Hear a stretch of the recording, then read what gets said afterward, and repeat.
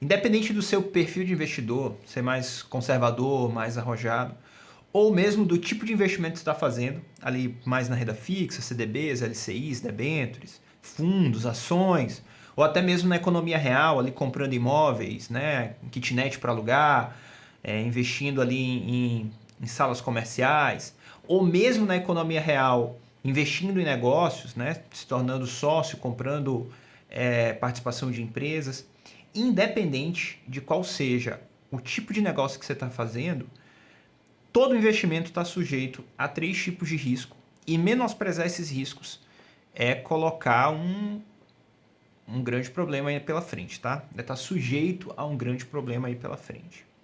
Eu sou Cadu Bacelar, planejador financeiro CFP, e hoje a gente vai conversar sobre os 3 tipos de risco que os investidores estão sujeitos. E desses 3 tipos de risco, né, um deles é bem mais conhecido, né, a gente acaba se preocupando mais, enquanto que um deles é bem menosprezado. E esse vídeo, né, a ideia de gravar esse vídeo veio de um atendimento que eu fiz recentemente e o cliente me autorizou, né, a contar a história dele aqui. Então eu conto o milagre, mas não conto quem é o santo. Mas por menosprezar um desses riscos, ele acabou tendo um prejuízo significativo, né? Por falta, no caso dele, por falta de conhecimento. Mas a gente vai chegar lá, tá? Fato é que alguns investimentos estão mais sujeitos a alguns desses riscos, outros um pouco menos, alguns de forma bem direta, é bem fácil de ver, outros de uma forma mais indireta, tá? Eu vou começar pelo primeiro, que é o mais conhecido, né? O que talvez as pessoas mais se preocupam, que é o chamado risco de crédito. Então, Cadu, o que é o risco de crédito? Risco de crédito é o risco do calote. É o risco de você emprestar dinheiro para alguém, o cara sumir e não te pagar. Então, esse é o risco de crédito.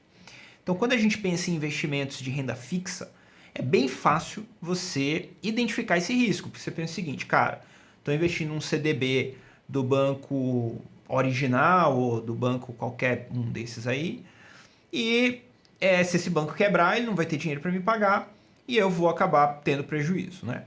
Então, é mais fácil a gente se preocupar com isso, né? Você vai fazer uma debenture, por exemplo, emprestar dinheiro para uma empresa, né? Uma PJ. E aí você está sujeito a um risco significativo, porque aí você não tem nem proteções como FGC e tudo mais. Né? Vai fazer um empréstimo para o Tesouro. Então, você está emprestando dinheiro para o governo. Risco de crédito, teoricamente, é o menor do mercado, né? Porque o governo é o dono da impressora, ele pode imprimir o dinheiro e te pagar, mas ainda assim existe o risco, né? Não sei quantos lembram aí que alguns anos atrás a Grécia deu moratória lá, não pagou ninguém, ficou por isso mesmo e tem grandes consequências para o país, mas é uma possibilidade, tá? Você pode tomar ali um prejuízo do calote. Então, para esse tipo de investimento, talvez seja mais evidente, né? Você pensar no risco de crédito. Mas mesmo em outros investimentos, você tem ali um risco de crédito meio que indireto, tá? Então vamos pensar, por exemplo, no investimento em ações. Cara, em ações você não tem um risco de crédito, né, do calote em si, porque você compra a participação de um negócio, mas você tem o risco da empresa que você comprou a participação e a falência, né? Então é um risco de crédito indireto, digamos assim, tá? Você tem o risco ali da empresa tomar esse capital, não usar bem, enfim. Isso vai se confundir um pouco com um outro tipo de risco que a gente vai falar, mas de alguma forma você tem ali um risco indireto, né? Você compra um imóvel, por exemplo, você tem ali, aluga esse imóvel, você tem a chance de tomar um calote, do locatário não ter dinheiro para te pagar, você tem que tirar ele do imóvel, enfim, tomar um prejuízo, ou mesmo de você vender um imóvel, né? Hoje em dia talvez não seja tão comum você fazer negócio assim meio que por fora, né? Um parcelamento e tudo.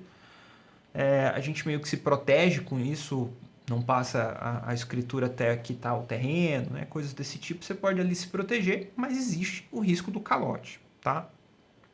E todos os tipos de risco, e o risco de crédito não é diferente, eles têm mecanismos para que você se proteja deles, tá? E uma boa carteira de investimentos vai sim levar em consideração esses mecanismos, né? Então, no caso do risco de crédito, o primeiro mecanismo que a gente tem ali é o fundo garantidor de crédito, que vai estar protegendo alguns tipos de investimento em renda fixa. Então, o fundo garantidor de crédito, ele não protegeria se o Brasil inteiro quebrasse, mas algumas instituições quebrando, algumas situações mais pontuais, você tem ali o seu capital protegido, né? Então, isso vai estar em investimentos ligados a instituições financeiras. Então, você não vai encontrar FGC em debenture, né, onde você empresta dinheiro para uma empresa, você não vai encontrar FGC em fundos ou FGC em tesouro direto, né, você não tem isso. Você vai encontrar FGC somente em títulos emitidos por instituições financeiras, e não são todos os títulos, tá? Você vai ter, por exemplo, um CDB da vida, né, no dinheiro que está ali na sua conta corrente, então eles estão protegidos pelo FGC. Além do seguro, né, você tem ali mecanismos como as agências de classificação de crédito, né, os famosos ratings. E aí você tem a Moody's, você tem a S&P, a Fitch, né? Então, agências que vão analisar o risco de um país dar calote, o risco de uma empresa dar calote, o risco de um título, né, te dar algum tipo de prejuízo. E aí, para aqueles títulos que não tem um fundo garantidor de crédito, você pode recorrer, investir neles, mesmo sem o seguro, mas acreditando nessas agências de ratings, né? Então, essa é uma possibilidade. Existe também outros tipos de garantia, né? Como no caso das debêntures, você pode ter uma garantia real. Então, assim, a Vale está pegando dinheiro emprestado com o mercado e ela vai deixar tal terreno, né, ou tal maquinário, enfim, tal alguma coisa, tal equipamento, em garantia aos debenturistas. Então, caso você tenha ali um prejuízo, isso vai a leilão e paga o prejuízo, ou pelo menos parte dele, coisa desse tipo, tá? Então, existem mecanismos que a gente vai lançar a mão para se proteger do risco de crédito, né? No caso de uma venda de um imóvel, é muito comum você, se você vai vender ali, ter uma parte parcelada, né, que não é financiada, então você, não, ó, te passo a escritura do imóvel depois que você quitar aqui comigo e tudo mais, porque você tem ali, pelo menos ali, algum controle, né, sobre a situação. Enfim, você tem contrato, pode ter garantias, né, fiador, enfim, você tem os mecanismos para se blindar, se proteger desse tipo de risco. Então, é impossível, né, não só com esse risco, mas qualquer outro, você zerar o risco, mas você consegue reduzir, buscar uma simetria de risco onde você tenha um retorno interessante para um nível de risco aceitável. Então, esse é o primeiro tipo de risco. O segundo tipo de risco é o risco que a gente chama de risco de crédito. Desculpa, risco de mercado. Então, o que é o risco de mercado? É o risco do seu investimento não dar o resultado que você espera. Isso é bem mais fácil, né, de você enxergar em qualquer tipo de negócio. Você compra um terreno, imaginou que ia vender 50 mil mais caro depois de um tempo, chega lá esse tempo e você não consegue vender. Comprou uma ação, imaginou que ela ia subir 10%, passa o prazo que você imaginou e ela não subiu, né? Você comprou um título de renda fixa, imaginou que ele fosse render tanto, e aí ele é 115% do CDI e acabou não rendendo o que você esperava, achava que ia render 1% todo mês, não rendeu. Então, por conta de situações alheias, né, política, economia, né, e aí a gente, cara, tá com um prato cheio na mão aí, uma situação, um governo bem perdulário aí, gastando pra caramba, e você não tem os resultados que você espera, tá? Então, esse é o risco de mercado. E assim como eu falei no risco de crédito, tem alguns tipos de investimento que você pode achar que não tem um risco de mercado, né? Por exemplo, você vai fazer um investimento em renda fixa aí pré-fixado. Cara, 15% ao ano. Você fala assim, cara, não tem como eu não receber 15% ao ano, porque é uma renda fixa pré-fixado, né? Isso quer dizer que não tem risco de mercado? Não, não é isso. Tem risco de mercado, sim. Por quê? Acompanha comigo o raciocínio. Imagina que você faz aí esse pré-fixado 15% ao ano, tá? Você vai carregar esse título por 3 anos até o vencimento. E aí, ao longo desse tempo, a economia vai se saindo dos trilhos, Selic vai subindo para segurar a inflação, junto com a Selic vai subindo o CDI, junto com tudo isso, taxas de juros dos investimentos vão subindo, E um ano depois que você fez o teu investimento, você tem um título que te paga 15% ao ano, mas o mercado, se for pegar o mesmo capital e investir num título novo, tem opções que pagam 18% ao ano, por exemplo. Então, você sabe, quando você fez o investimento, que ia receber 14, né? Mas você tem um custo aí, um custo de oportunidade, né? Quando a gente vai calcular, e aí talvez seja um pouco mais avançado, o valor de face do título, vender esse título no mercado secundário, você vai ver que você vai pegar um deságio aí, né? Porque o mercado ele tem a opção de fazer um investimento a 18. Para que ele vai te comprar um título que paga 14% ao ano? Tá? Então existe sim um risco de mercado, tá? Mesmo para um título pré-fixado. E num último nível, cara, você tem que pensar que a inflação ela vai ter impacto na rentabilidade real de qualquer investimento, né? Qualquer investimento, qualquer negócio, qualquer projeto. Então, se eu esperava uma inflação de 4% ano e essa inflação vai para 6% ano, eu já vou comer aí uma parte da minha rentabilidade real, né? Que é a rentabilidade descontada da inflação. Então, independente do investimento, você vai estar sujeito ali a um risco de mercado, tá? Seja de uma forma mais direta, né? Como é o caso de uma ação que você comprou esperando que acontecesse tal coisa, o mercado foi para o outro lado, e você não teve o resultado esperado. Ou seja de uma forma mais indireta, como eu dei esse exemplo aí dos títulos pré-fixados, onde por conta do mercado você tem opções melhores no mercado com o passar do tempo, né? E aí você tem deságio no seu título. Então esse é um segundo risco. Tá? E um terceiro risco, esse talvez seja um risco menosprezado pela maior parte das pessoas, tá? Que é o chamado de risco de liquidez. Então o que é a liquidez? Liquidez é você transformar o ativo em grana no bolso, em dinheiro na conta. Então, o risco de liquidez é o risco de você precisar do dinheiro e não conseguir transformar esse investimento em dinheiro. Aí você está sujeito a um risco de liquidez. Então, isso para títulos, por exemplo, de renda fixa, também fica mais na cara, né? Você vai lá e pega, por exemplo, faz um CDB que tem vencimento para 2 anos, resgate somente com 2 anos, você não consegue resgatar antes, e é isso, pronto, acabou. Então, seu dinheiro vai ficar travado por 2 anos, tá?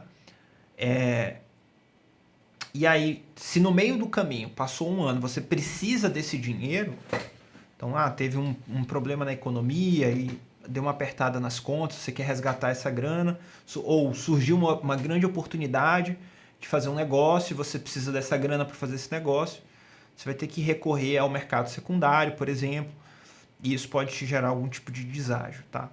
Te dá uma certa dificuldade, né? Em outros tipos de investimento, como por exemplo em imóveis, você já tem um risco de liquidez significativo, né? Dependendo do imóvel, aí põe significativo nisso. Porque vamos imaginar que você deixa o teu patrimônio todo em imóveis e aí você surge uma oportunidade, precisa de dinheiro, ou uma emergência, precisa de dinheiro, e aí o teu dinheiro está parado em imóveis. E não se vende imóvel num estalar de dedos do dia para a noite, né? Para você vender um imóvel rápido, você queima preço, né? Então, para vender bem vendido, normalmente você precisa de um tempo aí, e um tempo razoável. Principalmente se você for vender para alguém que vai financiar, que aí você tem um tempo de aprovação de crédito do cara. Se o teu comprador não estiver muito bem organizado, isso aí vai para aí alguns meses de chatice burocrática, tá? De idas e vindas, análises e reanálises do banco. Então, assim, você tem ali um risco de liquidez, tá? Que é o risco de você precisar do dinheiro e ficar com esse dinheiro parado no teu patrimônio, né? Nos teus ativos.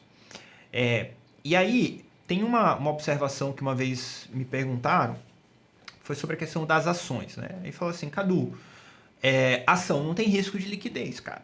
Porque a ação, eu pego aqui meu celular, entro aqui na corretora, meto uma venda a mercado, vendi a ação, posso até ter prejuízo, mas não tem risco de liquidez.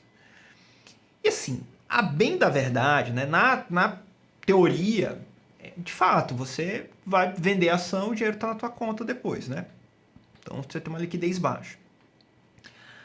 Mas Ação, por ser um investimento volátil, então você tem momentos onde a ação performa muito bem, momentos onde ela performa muito mal, você acaba ficando um pouco preso, né? E assim como o imóvel, às vezes para você ter o dinheiro rápido, você precisa queimar a ação. Então, vamos imaginar, em que momento da vida a gente tende a precisar do dinheiro que está investido? Cara, normalmente é quando dá uma zebra, é quando a economia não vai bem, é quando perde o emprego, é quando as coisas não estão indo bem. Então, normalmente, quando a economia não vai bem, quando as coisas não estão indo bem, que é quando surge a emergência, é quando você deveria estar comprando ação, que é quando as coisas estão ruins.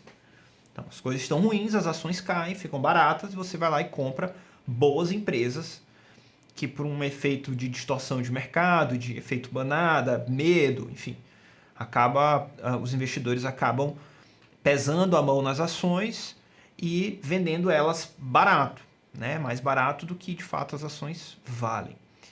Então, às vezes é o momento que você deveria estar comprando ações. E aí você vai ter que queimar a ação barata, com prejuízo ou com um lucro menor do que deveria, porque você precisa do dinheiro naquele dia.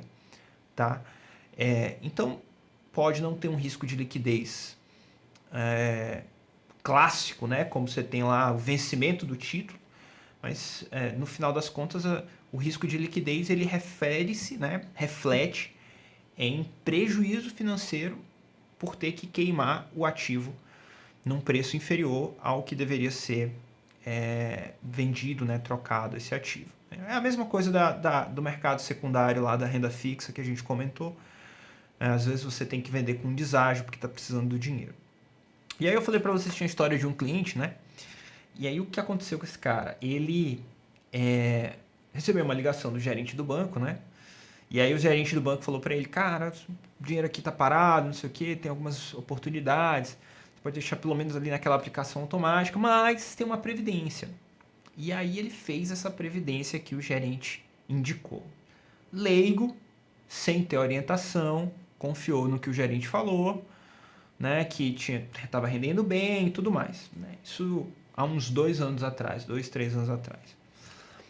Passa o tempo, ele ainda fez até alguns aportes, chega agora, e aí ele vem aqui para a gente montar uma carteira de investimentos para ele e tudo mais. E fomos olhar esse investimento. Ele queria resgatar esse investimento e perguntou a minha opinião. E aí o que ele descobriu quando a gente olhou o investimento? Ele fez um PGBL com tabela de imposto de renda regressiva.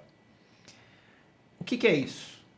Um PGBL é um tipo de previdência onde o seu capital, o valor do imposto de renda que você paga no resgate, não é somente em cima da rentabilidade, ele é em cima do capital total.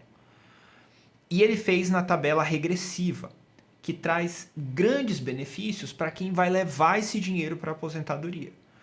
Então, você fazer um PGBL regressivo, você tem que estar ali bem convicto de que você não vai precisar desse dinheiro nos próximos 10 anos, pelo menos 8 anos, tá? Que aí você tem ali, ganha dinheiro com o dinheiro do governo, empurra o pagamento de imposto de renda para frente, e quando vai pagar o imposto, paga menos, tá? Então, vale a pena, é um bom produto, mas com esse objetivo. E não era o que o cara falou. Então, talvez, até na época que ele falou com o gerente, ele falou, não, esse dinheiro é para aposentadoria e tal. Mas, no meio do caminho, ele me procurou para fazer uma adequação, uma mudança, queria fazer uns outros investimentos, né? Investir num negócio e tudo mais. E aí, ele ia perder uma bolada por conta do risco de liquidez que foi menosprezado, né? O risco de precisar do dinheiro e escolher um ativo que não dá essa liberdade de investimento. Então a gente tem que tomar cuidado para usar os ativos da forma correta. Então, se você vai montar uma carteira de investimento, você tem que fazer um negócio decente, cara.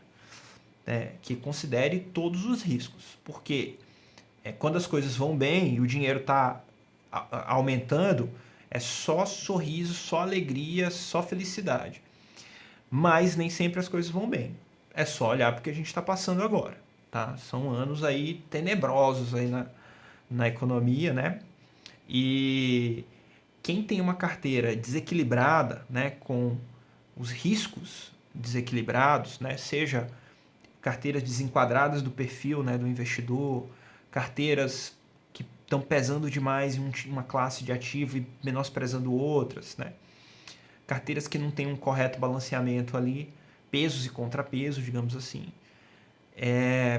estão trazendo dor de cabeça para muita gente, muita gente. Encontro investidores aí quase que diariamente reclamando, né, das suas carteiras, das dificuldades que tiveram, das escolhas ruins que fizeram, de precisar do dinheiro, o dinheiro não está disponível, do dinheiro não render o que estava esperando, de ver o patrimônio cair porque estava desenquadrado, pesando muito em ações, e aí a Bolsa Brasileira está no buraco, né, não está rendendo.